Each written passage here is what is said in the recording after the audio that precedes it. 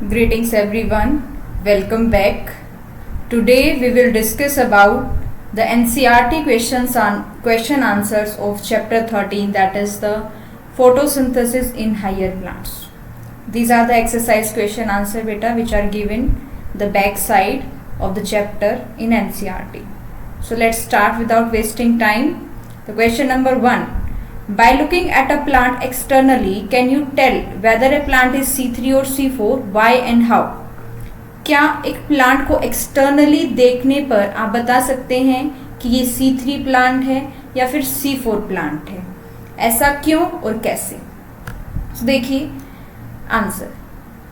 One cannot distinguish whether a plant is C3 or C4 by observing its leaves and other morphological feature externally. Unlike C3 plants, the leaves of C4 plants have a special anatomy called the Kranz anatomy, and this difference can only be observed at the cellular level. For example, although wheat and maize are grasses, wheat is a C3 plant while maize is a C4 plant. तो answer ये है बेटा कि plant को externally देख के हम नहीं बता सकते कि वो C3 प्लांट है या C4 प्लांट है. उसके लीव्स को देख करके, उसके मॉर्फोलॉजिकल फीचर को देख कर एक्सटर्नली हम नहीं बता पाते. क्योंकि बाहर से नहीं पता लगेगा. पता कब लगेगा? जब हम दोनों प्लांट के लीव्स का सेक्शन लेंगे और C4 प्लांट के अंदर एक स्पेशल एनाटॉमी मिलेगी, दैट इज द क्रैंज एनाटॉमी. क्या मिलेगी बेटा? क्रैंज एनाटॉमी मिलेगी. क्रैंज एनाटॉमी में क्या होता है कि जो वेस्कुलर बंडल है वो स्पेशल टाइप की सेल से सराउंड होता है और वो सेल्स एक सर्कुलर मैनर में सराउंड करती हैं वेस्कुलर बंडल को. ठीक है, जिसको बोलते हैं क्रैंज. क्रैंज मीन्स रेथ. रेथ का मतलब सर्कुलर. ऐसी एनाटॉमी को बोलते हैं बेटा क्रैंज एनाटॉमी. और इन सेल्स को क्या बोलेंगे? Bundle sheath sales. Bundle sheath sales. तो ये सिर्फ C4 प्लांट के लीव के अंदर मिलेगा और C3 के अंदर नहीं मिलेगा. This is the difference between C3 and C4 anatomically. Correct. अब यहाँ एग्जाम्पल है व्हीट एंड मेज. दोनों ग्रासेस हैं, लेकिन व्हीट एक C3 प्लांट है और मेज एक C4 प्लांट है. कैसे बता पाओगे? By studying the anatomy of both the plants. Now next question number 2. That is, by looking at which internal structure of a plant can you tell whether a plant is C3 or C4? Same है बेटा, जैसा first का answer था वही second का answer है, बस question की फॉर्मेशन अलग अलग है. पूछ रहा है कि C3 और C4 प्लांट के कौन से इंटरनल स्ट्रक्चर को देख करके आप बता पाओगे कि कौन सा प्लांट C3 है और कौन सा प्लांट C4 है. तो मैंने अभी बताया कि C4 प्लांट के लीव्स में एक स्पेशल एनाटॉमी होती है, that is the क्रैंज anatomy. Anatomy क्या होती है बेटा? Internal structure. इंटरनल स्ट्रक्चर या फिर internal arrangement of cells. This makes them different from C3 plants. Special cells known as the bundle sheath cells surround the vascular bundles. These cells have a large number of chloroplast. ये जो cells होती हैं bundle sheath cell, इनमें chloroplast एक large amount में मिलते हैं. They are thick walled and have no intercellular space. ये जो बंडल शीथ सेल होती है सर्कुलर मैनर में अरेंज होती है, कोई इंटरसेलुलर स्पेस नहीं होता. थिक वॉल्ड होती हैं. थिक वॉल्ड क्यों होती हैं? क्योंकि ये गैसेस एक्सचेंज नहीं होने देती, impervious to gaseous exchange. All this anatomical feature help prevent photo respiration in C4 plants. ये सारे फीचर ही हैं जिसकी वजह से C4 प्लांट्स के अंदर फोटो रेस्पिरेशन नहीं होता, thereby increasing their ability to photosynthesise. ठीक है, जिससे कि उसके फोटोसिंथेसिस करने की जो एबिलिटी है वो बढ़ जाती है. अगर फोटो रेस्पिरेशन नहीं होगा, कार्बन का लॉस नहीं होगा, तो फोटोसिंथेसिस रिस्क बढ़ा रहेगा. लेकिन C3 प्लांट के अंदर बेटा टेम्परेचर बढ़ते ही क्या है, फोटो रेस्पिरेशन हो जाएगी, उसकी प्रोडक्टिविटी भी क्या हो जाएगी बेटा? कम हो जाएगी. क्लियर है? Next question number 3. Even though a very few cells in a C4 plant carry out the biosynthetic Calvin pathway, yet they are highly productive. Can you discuss why?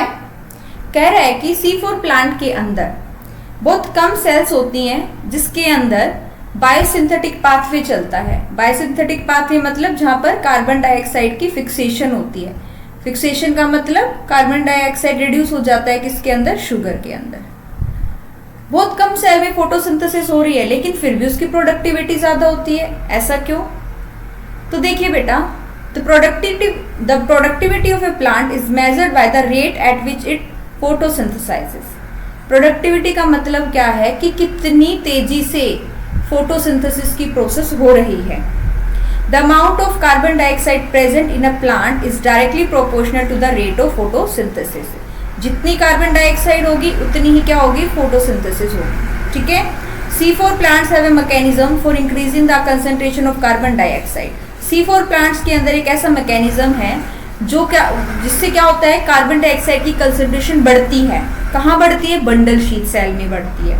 ठीक है। और बंडल शीथ सेल में भी क्या perform होती है बेटा, Calvin cycle perform होती है। The C4 compound, that is the malic acid from the mesophyll cell, is broken down in the bundle sheath cell. As a result, CO2 is released. इससे क्या होता है, CO2 रिलीज होती है।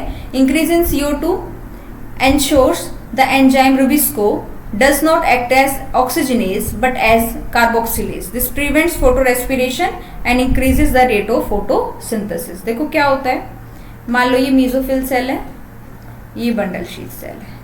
ठीक है। यहां पे किसके साथ जुड़ती है कार्बन डाइऑक्साइड, PEP के साथ, फॉस्फोइनोल पायरुवेट के साथ जुड़ती है। ठीक है। जो कंपाउंड बनाती है, जो भी एसिड बनाती है, जैसे मान लो मैलिक एसिड है, मैलिक एसिड कहाँ जाता है, बंडल शीथ सेल के अंदर आता है।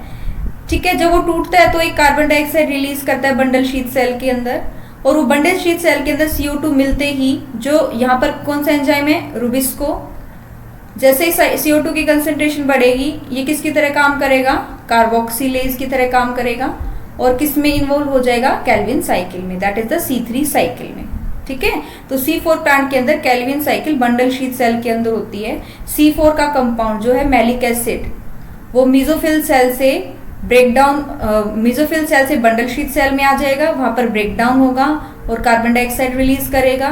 वो कार्बन डाइऑक्साइड बढ़ते ही रूबिस्को किसकी तरह काम करेगा, कार्बोक्सिलेज, ना कि ऑक्सीजनेज की तरह। इसकी वजह से क्या हो जाता है, फोटो रेस्पिरेशन प्रिवेंट हो जाती है और रेट ऑफ फोटोसिंथेसिस बढ़ जाता है। इसलिए C4 प्लांट्स क्या होते हैं, हाईली प्रोडक्टिव होते हैं। क्लियर है। Next question number 4, Rubisco is an enzyme that acts both as carboxylase and oxygenase. Why do you think Rubisco carries out more carboxylation in C4 plants? अब तक 3 question जितने पढ़े ना बेटा, सारे रिलेटेड थे C4 प्लांट्स के, और बहुत कुछ उसी में एक्सप्लेन हो गया है। देखो ये बात हमें पता है कि रूबिस्को एक एंजाइम है, मोस्ट अबंडेंट एंजाइम है वर्ल्ड के अंदर। ये कार्बोक्सिलेज की तरह काम भी करता है और ऑक्सीजनेज की। कार्बोक्सिलेज मतलब ये RUBP, ठीक है। इसके साथ कार्बन डाइऑक्साइड बाइंड करती है because of the rubisco enzyme. ठीक है। अगर ये RBP के साथ ऑक्सीजन ऐड करेगा तो इसकी एक्टिविटी है ऑक्सीजनेज की, CO2 ऐड करवाएगा तो कार्बोक्सिलेज की क्या इसकी एक्टिविटी है। तो पूछ रहा है कि C4 प्लांट्स के अंदर रूबिस्को जो है वो कार्बोक्सिलेशन ज्यादा करता है, यानी कि कार्बोक्सिलेज की तरह ज्यादा काम करता है। क्यों, अभी बताया बेटा मैंने, क्योंकि बंडल शीथ सेल के अंदर रूबिस्को एंजाइम होता है, और रूबिस्को एंजाइम CO2 के साथ बाइंड करता है, क्योंकि जो मैलिक एसिड जो आया है कहाँ से आया है, मेसोफिल सेल से, वो रिलीज करते हैं CO2, जिससे कि बंडल शीथ सेल में CO2 की कंसेंट्रेशन बढ़ जाती है, और रूबिस्को किसकी तरह काम करना शुरू कर देता है, एक कार्बोक्सिलेज की तरह। और कार्बोक्सिलेज की तरह काम करेगा तो क्या बनाएगा, शुगर बनाएगा तो क्या होगी बेटा, प्रोडक्टिविटी ज्यादा होगी। सो देखो, the enzyme rubisco is absent from the mesophyll cell of C4 plant. C4 plant में रूबिस्को नहीं होता, PEP केस एंजाइम होता है, जो ठीक है क्या होता है, PEP केस एंजाइम होता है। ये एंजाइम क्या करता है, CO2 और PEP की बाइंडिंग में हेल्प करता है। ठीक है।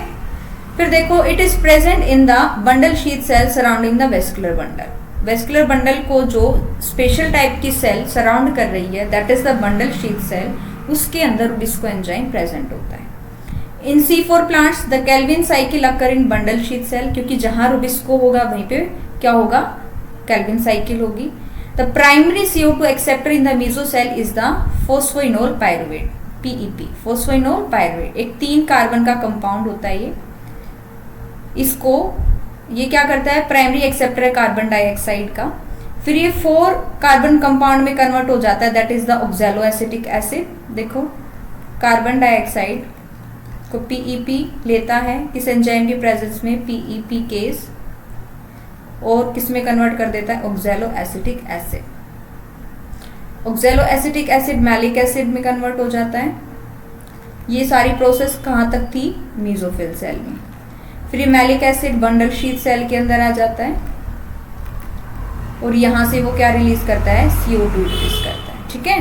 Then OAA is further converted into malic acid. Malic acid is transport to the bundle sheath cell where it undergoes decarboxylation, यानी कि इसमें CO2 बाहर निकलती है। This is called decarboxylation and CO2 fixation occur by the Calvin cycle. This prevent the enzyme rubisco from acting and oxygenase. जब यहाँ पे CO2 की अमाउंट बढ़ गई तो रुबिस्को किसकी तरह काम करेगा, कार्बोक्सिलेज की तरह काम करेगा, ना कि ऑक्सीजनेज की तरह। क्लियर है? आई थिंक आपको ये टॉपिक अब क्लियर हो गया होगा, क्योंकि चारों के चारों क्वेश्चन इसी पे बेस्ड थे। Next question is question number 5। Suppose there were plants that had a high concentration of chlorophyll B but lacked chlorophyll A, would it carry out photosynthesis? Then why do plants have chlorophyll B and other accessory pigments? कह रहा है कि suppose करो ऐसे plants है जिसके अंदर chlorophyll है ही नहीं, सिर्फ क्या है, क्लोरोफिल B है, क्या उनके अंदर फोटोसिंथेसिस होगी? ठीक है, अगर नाम ही आंसर है तो क्यों प्लांट्स के अंदर क्लोरोफिल B और दूसरे एसेसरी पिगमेंट्स होते हैं? तो ध्यान से सुनो, क्लोरोफिल A क्या होता है, रिएक्शन सेंटर होता है। रिएक्शन सेंटर होता है जहाँ पे रिएक्शन होगी। ये चारों तरफ से सराउंडेड होता है एसेसरी पिगमेंट से। उस एसेसरी पिगमेंट में क्लोरोफिल B भी आ गया, कैरोटिनॉइड्स आ गए, ठीक है, ज़ैंथोफिल आ गए। अब क्लोरोफिल A या तो 680 नैनोमीटर की वेवलेंथ एब्जॉर्ब करेगा या 700 की। क्लोरोफिल B, कैरोटिनॉइड, ज़ैंथोफिल, ये दूसरे पिगमेंट्स है जो दूसरी वेवलेंथ के लाइट को भी एब्जॉर्ब करते हैं। ये तीनों क्या करते हैं, इसको रिएक्शन सेंटर बोलेंगे बेटा, ठीक है। और ये क्या है, एंटीना कॉम्प्लेक्स। Antenna complex. अब ये एसेसरी पिगमेंट क्या करेंगे, अपनी पर्टिकुलर वेवलेंथ की लाइट को एब्जॉर्ब करेंगे और किसको दे देंगे, क्लोरोफिल A को। क्लोरोफिल A भी या तो 680 नैनोमीटर की वेवलेंथ को एब्जॉर्ब करेगा या 700, और एब्जॉर्ब करके फिर क्या होंगे, इलेक्ट्रॉन्स जो है ग्राउंड स्टेट से जो एक्साइटेड स्टेट में जाएंगे और फिर इलेक्ट्रॉन को प्राइमरी इलेक्ट्रॉन एक्सेप्टर एक्सेप्ट कर लेगा, ठीक है। अब देखो, chlorophyll A molecule act as antenna molecule, ठीक है। They get excited by absorbing light and emit electron during the cyclic and non cyclic photophosphorylation.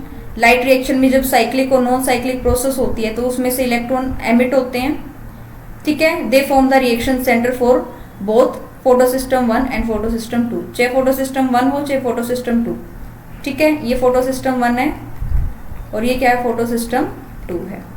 दोनों का क्या बनाते हैं, ये रिएक्शन सेंटर बनाते हैं chlorophyll A। Chlorophyll B and other photosynthetic pigments such as carotenoid, xanthophyll, ये एसेसरी पिगमेंट्स होते हैं। इनका काम होता है absorb energy and transfer it to the chlorophyll A। Carotenoid and xanthophyll also protect the chlorophyll molecule from photo oxidation, मतलब light की presence, इतनी ज़्यादा लाइट ना आ जाए क्लोरोफिल A ही खत्म हो जाए, ठीक है। Therefore chlorophyll A is essential for the photosynthesis, क्योंकि ये एक रिएक्शन सेंटर है, इसके बिना तो इलेक्ट्रॉन जो है एक्साइट नहीं होंगे, हमारी प्रोसेस आगे नहीं बढ़ेगी। If any plant were to lack chlorophyll A and contain high concentration of chlorophyll B, then this plant would not undergo photosynthesis, क्योंकि क्लोरोफिल A क्या है, रिएक्शन सेंटर है, बहुत ज़्यादा नेसेसरी है for the photosynthesis. Next question is question number 6। Why is the colour of a leaf kept in dark, frequently yellow और pale green? Which pigment do you think is more stable? अगर एक leaf को आप sunlight में ना रख के dark में रखोगे तो कुछ टाइम के बाद वो पीला पड़ जाएगा, या फिर उसका जो कलर है ग्रीन, डार्क ग्रीन है, वो कैसा हो जाएगा, हल्का यानी पेल हो जाएगा। आपको कौन सा क्या लगता है कि कौन सा पिगमेंट ज्यादा स्टेबल है?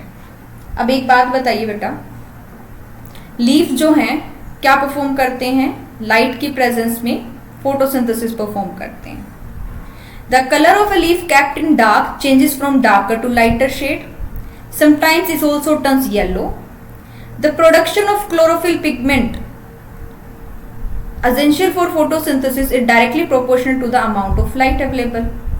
कहने का मतलब ये है कि क्लोरोफिल जो बनेगा वो तभी बनेगा जब लाइट होगी, और डार्क में अगर रख दिया तो क्लोरोफिल बनेगा ही नहीं। क्लोरोफिल बनेगा नहीं तो वो ग्रीन कलर क्या हो जाएगा, पेल हो जाएगा, और कुछ दिन के बाद वो येलो हो जाएगा। ठीक है। In absence of light production of chlorophyll A molecule stops and they get broken slowly. This change the colour of a leaf gradually to light green. During this process, the xanthophyll and the carotenoid pigments become predominant. ऐसे में जब chlorophyll molecule बनेगा ही नहीं तो xanthophyll और carotenoid ये दोनों pigment predominant हो जाएंगे, मतलब इनकी मात्रा, इनकी अमाउंट ज्यादा हो जाएगी, जिसके कारण लीफ कैसा हो जाएगा बेटा, येलो हो जाएगा। These pigments are more stable as light is not essential for their production. They are always present in plant. अब xanthophyll और कैरोटिनॉइड के बनने के लिए लाइट एक फैक्टर नहीं है कि लाइट होगी तभी xanthophyll और कैरोटिनॉइड बनेंगे। तो इस क्वेश्चन का आंसर क्या है? Which pigment do you think is more stable? तो जो xanthophyll है एंड कैरोटिनॉइड्स, ये क्या है, स्टेबल पिगमेंट है बेटा। ठीक है, आई होप आपको क्लियर हुआ होगा।